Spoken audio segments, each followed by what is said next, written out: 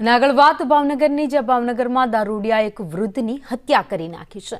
દારૂ પીવા માટે પૈસા ન આપતા વૃદ્ધની હત્યા કરી 62 વર્ષીય છનાભાઈ ગોહેલની છારી મારીને હત્યા કરી દેવામાં આવી છે।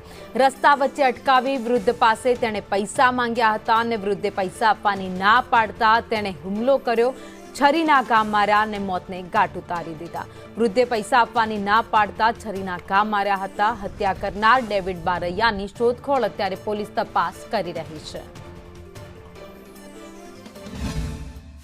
કે આ ભોગ બનનાર અને આ લોકો પરિચિત હતા અને કોઈ પૈસાની બાબત હતી અને એ બાબતે તેને સવારે 9 વાગે જે સાયકલ લઈને જતા હતા એ રોકવામાં આવેલા અને આ બનાવ બનેલ છે।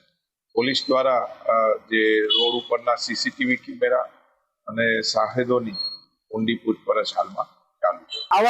આવા તત્વોને સામે સરકાર દ્વારા કાનૂની કાર્યવાહી કરી કડક ને કડક પગલા લે એવી અમારી માંગ છે અને અમને ન્યાય મળે અને જ્યાં સુધી અહીંયા અમને જે બનાવ બન્યો છે, જે વ્યક્તિ પકડાઈ ન જાય ત્યાં સુધી અમે અંતિમ ક્રિયાની વિધિ કરવા માંગશું નહીં।